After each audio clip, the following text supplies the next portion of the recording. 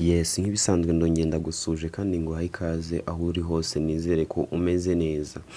Abakobwa benshi nukora ibi bintu nukuri uzamugumana nuba maso. Ibi bintu nubikora ntago umukunzi wazigera gucika na rimwe ndetse 2024 mu bantu umuryango w'abantu turi single uhura buvuyemo. Insudi TV show. Link people with friends.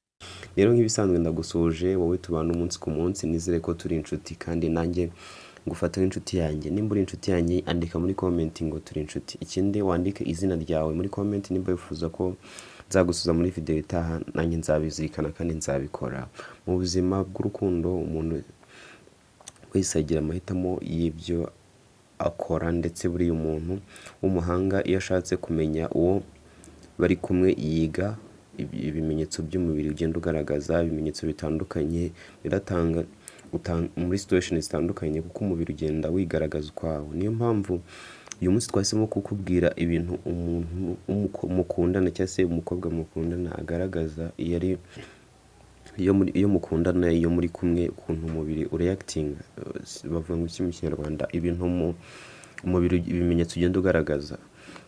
Ujya ubona ko nk'umuntu ari gutanga speech hari ukuntu agenda azamura intoki, hari ukuntu amaboko yigira, hari ukuntu aba areba mu maso. Rero biriya byose bifite igisobanuro. Hari igihe umuntu ashobora kuba ari kukubeshyera ko izi body language irebye ibintu umubiri uri gukora inyuma ushobora guhita umenya ko umuntu uri kuvugana ibintu akubwiye ntaho bihuriye n'ukuri. Rero niyo mpamvu uyu munsi twahisemo kureba icyo ubushakashatsi buvuga ku muntu abantu bari mu rukundo umukobwa muri gukundana ni ibiki akunda kugaragaza cyane iyo muri kuvugana. Rero niba nawe utarakora subscribe ukanda kuri bara ry'umutuku hasi handitse subscribe unaduye comment unatubwire ko ku kintu umva twifuza ko twazaganiraho ubutaha. Niba umukobwa mukundana ukabona ari kukwitegereza cyane ukabona arasetse hita umenya ubwenge witinda kuko niyo ubura kugira ngo mujye mu rukundo kuko aba yakwishimiye kuba kureba akongera akareba hirya akongera akakureba akakwitegereza agaseka akamwenyura. Ni ikimenyetso simusiga kigaragaza ko uwo mukobwa aba yagukunze nubwo batabasha kubivuga. Gusa hari abakobwa baza bigize serieze cyane ugasanga biragoye ko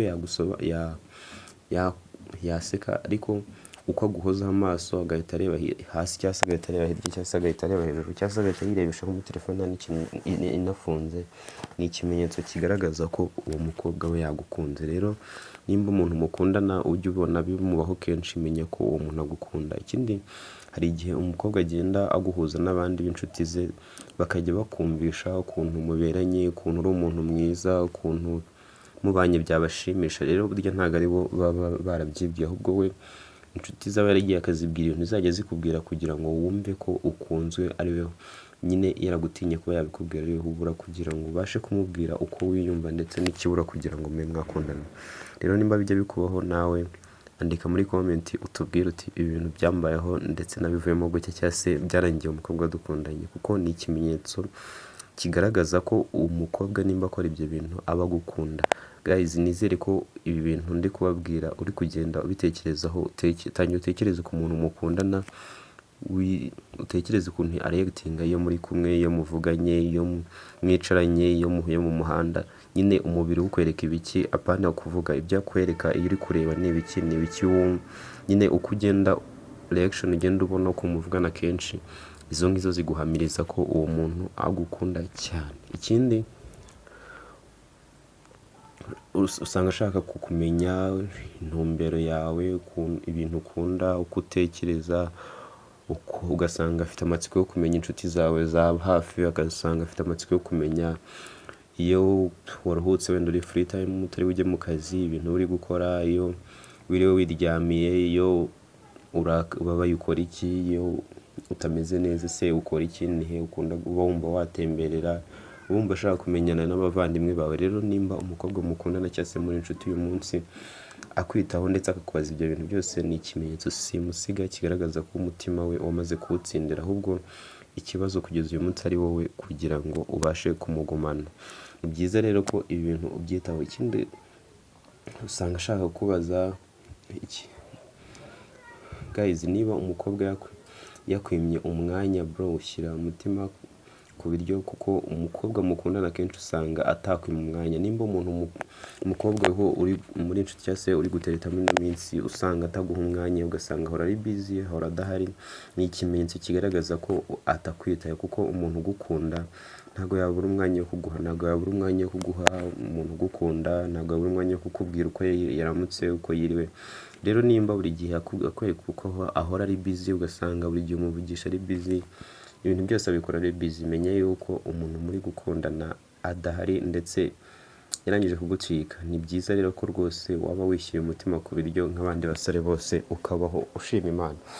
Ariko sinkugumure gusa kuko si byiza guhatiriza. Abahanga mu by'urukundo bavuga ko iyo uhatirije ibintu cyane kugira ngo bibeho birangire ubabaye. Rero nimba wifuza kutazababara, wifuza kugera ku nzozi zawe, ku ndoto zawe, ni byiza ko umukobwa muri kumwe utamuhatiriza, ahubwo wamureka akagenda. Igihe yazabona ni ngombwa, abona ari kuguha umwanya, ukamenya akagukunda. Ariko nimba umukobwa muri kumwe muri iki gihe ari kuguha umwanya, akakwitaho, ugasanga igihe kinini nawe bakimana nawe, menya ko uwo mukobwa agukunda.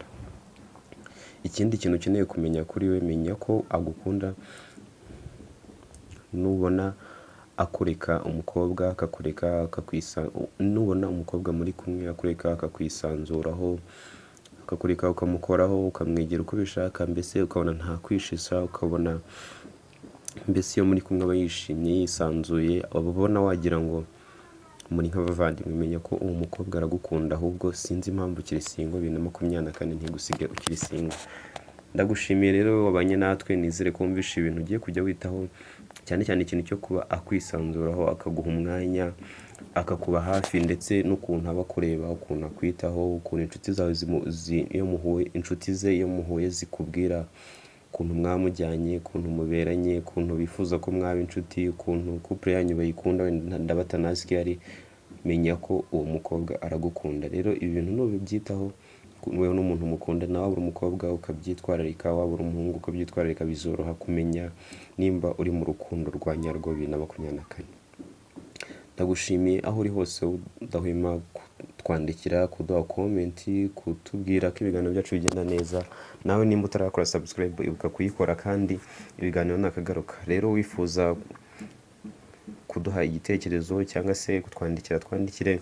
Ushobora kunyandikira kuri WhatsApp ni 0785722276, cyangwa se twandikiye muri comment, hanyuma utubwire ikintu wifuza ko twazagaruka muri video yacu itaha. Unatwandikire izina ryawe nimba wifuza ko tuzagusuza muri video itaha. Ukimara kureba video, mbere yuko irangira, genda ujye muri comment wandikemo izina ryawe, tubwire uti ndifuza ko muzansuza ubutaha, kandi tuzabikora. Ibihe byiza, reka nizere ko aho muri mumeze neza kandi urukundo ruganje. Imana yarebye ibona si byiza ko umuntu aba wenyine, rero ntaba ari we uguma uba wenyine. Ntutenguhe Imana bwa kabiri, kuko abantu tujya dutenguha Imana tugakora udufuti. Rero ntaba ari wowe uba wenyine, kandi Imana yabonye ko atari byiza ko umuntu aba wenyine. Ibihe byiza, ndagukunda cyane wowe unkunda.